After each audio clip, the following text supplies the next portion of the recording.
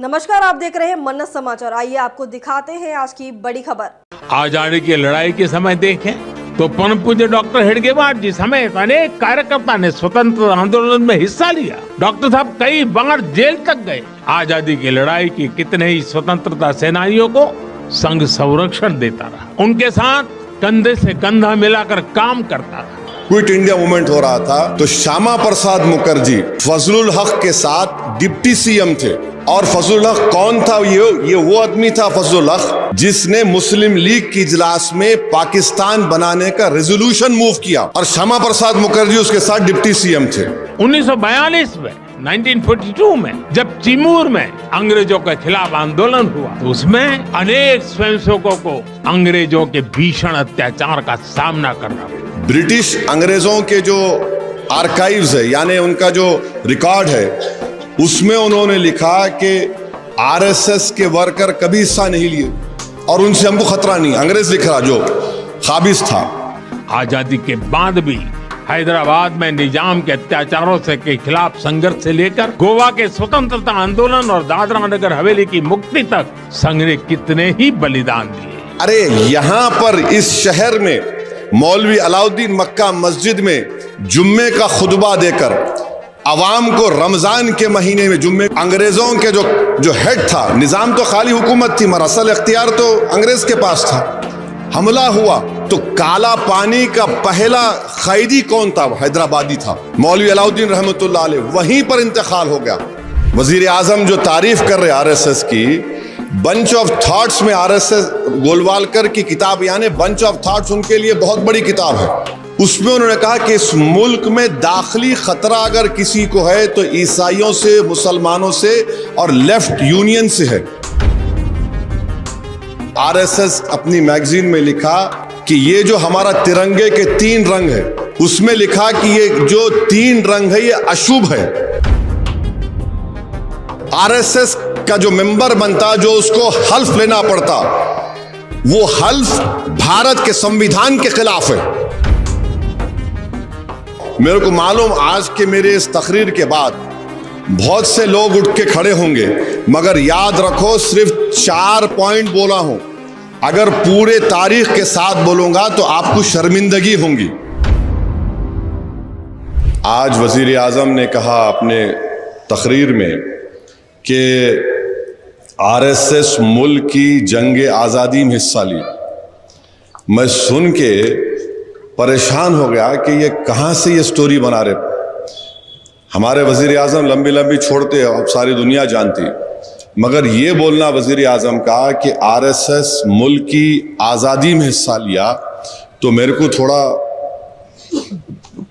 पढ़ने का शौक़ है। अगर मुझे नहीं मालूम तो जिनके पास इल्म है उनको तंग करता हूँ मैं। तो मालूम ये हुआ कि आरएसएस का एक भी आदमी मुल्क की आज़ादी में अपनी जान नहीं गंवाया, एक भी आदमी।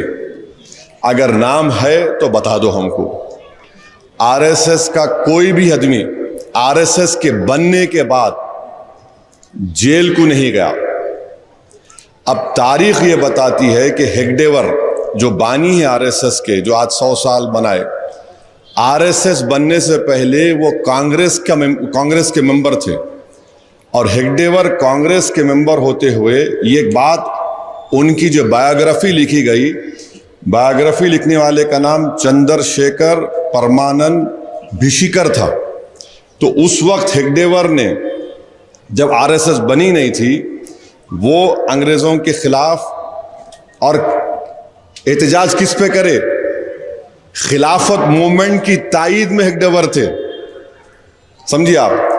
तो खिलाफत मूवमेंट की तायीद में थे, तकरीर करे, पकड़े गए, 1 साल जेल में थे। उसके बाद महात्मा गांधी ने क्या कहा था कि जो कोई भी अंग्रेज उसको गिरफ्तार कर रहे हैं वो वकील नहीं ठहराएंगा, वकील नहीं ठहराएंगा, मगर हेगडेवर वकील ठहरा लिए। एक ये देखो आप बेचैनी उनकी। दूसरा, जो डंडी मार्च हम बोलते, जो नमक का जो तारीख में आया 1930 में, उस वक्त हेगडेवर जेल को गए और जेल में उन्हीं की चंद्रशेखर परमानंद भिशिकर की किताब में वो लिख रहे कि हेगडेवर उसमें इसलिए हिस्सा लिए ताकि वो लोग जो जंग आज़ादी में हिस्सा ले रहे थे उनको आरएसएस में शामिल कर ले। मकसद ये नहीं था, मकसद ये था कि आरएसएस में शामिल करना इनको। तीसरा आप देखिए कि क्विट इंडिया मूवमेंट हुआ 1942 में। 1942 में क्विट इंडिया मूवमेंट हुआ, उसमें प्राइम मिनिस्टर बोलते चिमूर मूवमेंट। भाई उसमें तो कई वॉलंटियर थे, आप कैसा उसमें माने आप उंगली काट के भी शहीदों में शामिल नहीं हो सकते। माँ भी एक प्रधानमंत्री लंबी दे दिए। ब्रिटिश अंग्रेजों के जो आर्काइव्स है यानी उनका जो रिकॉर्ड है उसमें उन्होंने लिखा कि आरएसएस के वर्कर कभी हिस्सा नहीं लिए और उनसे हमको खतरा नहीं। अंग्रेज लिख रहा जो खाबिज था। अब चौथी बात यह है कि जब क्विट इंडिया मूवमेंट हो रहा था तो श्यामा प्रसाद मुखर्जी फजलुल हक के साथ डिप्टी सीएम थे। और फजलुल हक कौन था? ये वो आदमी था फजलुल हक जिसने मुस्लिम लीग की इजलास में पाकिस्तान बनाने का रेजोल्यूशन मूव किया और श्यामा प्रसाद मुखर्जी उसके साथ डिप्टी सीएम थे। ये चार चीजें, इसका जवाब भारत के प्रधानमंत्री नहीं देंगे। फिर ऑर्गेनाइजर एक आरएसएस की मैगजीन है। 1947 14 अगस्त आरएसएस अपनी मैगजीन में लिखा कि ये जो हमारा तिरंगे के तीन रंग है ना, उसमें लिखा कि ये जो तीन रंग है ये अशुभ है। अशुभ है कहा, ये एक बात हो गई। ये भी हमारे प्रधानमंत्री को मालूम मगर डाल दे रहे, गुगली डाल रहे। दूसरा आप देखेंगे 23 नवंबर 1949 जब हम संविधान अपनाने, आइन हम अपने आप को बना लिए, जिसको बाबा साहेब अम्बेडकर और मुल्क के मुजाहिदीन आज़ादी ने बनाया, तो आरएसएस ने क्या लिखा कि हमको ये संविधान की जरूरत नहीं है।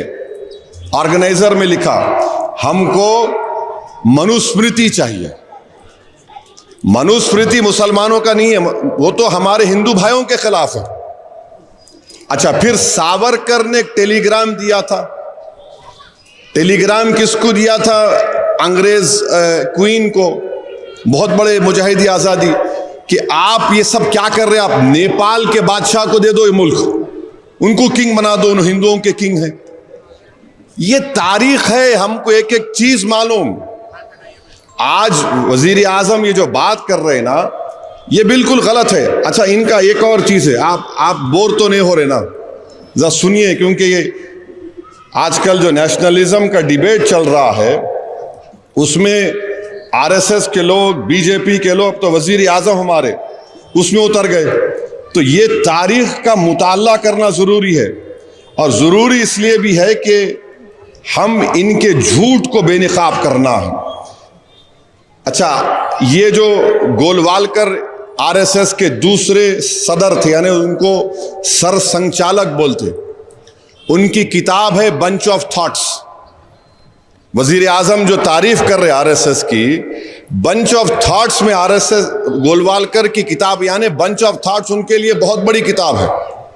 उसमें उन्होंने कहा कि इस मुल्क में दाखिली खतरा अगर किसी को है तो ईसाइयों से, मुसलमानों से और लेफ्ट यूनियन से है। और वजीर आजम ये बोल रहे हैं, माने इनके एक एक अगर मैं बोलना शुरू करूं तो 1 घंटा लग जाएगा, मगर मुख्तसर बोल रहा हूं। मेरे को मालूम आज के मेरे इस तकरीर के बाद बहुत से लोग उठ के खड़े होंगे, मगर याद रखो सिर्फ 4 पॉइंट बोला हूं। अगर पूरे तारीख के साथ बोलूंगा तो आपको शर्मिंदगी होंगी, आपको बहुत शर्मिंदगी होंगी। और आप बार बार भारत के मुसलमानों पे जो शक करते, अरे यहां पर इस शहर में मौलवी अलाउद्दीन मक्का मस्जिद में जुम्मे का खुतबा देकर, अवाम को रमजान के महीने में जुम्मे का खुतबा देकर, जो मौजूदा वुमेन्स कॉलेज पे लेके जाके अंग्रेजों के जो हेड था, निज़ाम तो खाली हुकूमत थी मगर असल इख्तियार तो अंग्रेज के पास था, हमला हुआ, गोलियों से हमला हुआ। तो तुर्रेबाज खान और मौलवी अलाउद्दीन कहीं छुपे, फिर मौलवी अलाउद्दीन पकड़े गए। तो काला पानी का पहला कैदी कौन था? हैदराबादी था। मौलवी अलाउद्दीन रहमतुल्लाह अलैह, वहीं पर इंतकाल हो गया। 4 मरतबा अंग्रेज लिखे कि इस शख्स इतना ज़ईफ हो चुका है, तो सालार जंग बोलते थे, निज़ाम बोलते थे हमारे को नहीं चाहिए शख्स, वहीं पर इंतकाल हो गया। तुर्रेबाज खान को भागे गद्दार मुसलमानों ने उनको पकड़ाया और तुर्रेबाज खान की लाश को गोली मारकर सुल्तान बाजार में लाके 4 दिन तक लटकाया। तो ये तारीख है हमारी। तो आज वजीर आजम इस तरह की बात कर रहे हैं, बड़ा अफसोस हो रहा है हमको। वजीर आजम देश को बता दे, आरएसएस कितनी तारीफ करते ना, आरएसएस जो रोज दुआ पढ़ते वो क्या है उसमें, जो रोज दुआ पढ़ते, प्रार्थना जो बोलते, क्या है उसमें? आरएसएस का जो मेंबर बनता, जो उसको हल्फ लेना पड़ता, वो हल्फ भारत के संविधान के खिलाफ है। और बीजेपी उसके तायद में, वजीर आजम खड़े हो गए उसकी तायद में। तो वजीर आजम को ऐसे लोगों को साथ रखने जो उनको सही तारीख बताएं। प्राइम मिनिस्टर खुद बोलते, हाँ मैं स्वयं सेवक हूं। आप स्वयं सेवक थे होंगे या है होंगे अभी भी, मगर आपने भारत के आईन पर हल्फ उठाया है। और जो लोग भारत के आईन को कहा था, लिखा गया ऑर्गेनाइजर के मनुस्मृति चाहिए हमको, आज वो आप उनकी तायद में बोल रहे हैं। तो हम वजीर आजम के इस बयान की मजम्मत करते हैं। खबरों में अब तक के लिए बस इतना ही, फिर होगी आपसे मुलाकात। तब तक के लिए नमस्कार और देखते रहिए मन्नत समाचार। ऐसी ही लेटेस्ट अपडेट पाने के लिए हमारे चैनल को सब्सक्राइब करें और तुरंत नोटिफिकेशन पाने के लिए बेल आइकन प्रेस करना ना भूलें। यदि आप हमें फेसबुक या इंस्टाग्राम के माध्यम से देख रहे हैं तो हमारे पेज को फॉलो जरूर करें। धन्यवाद।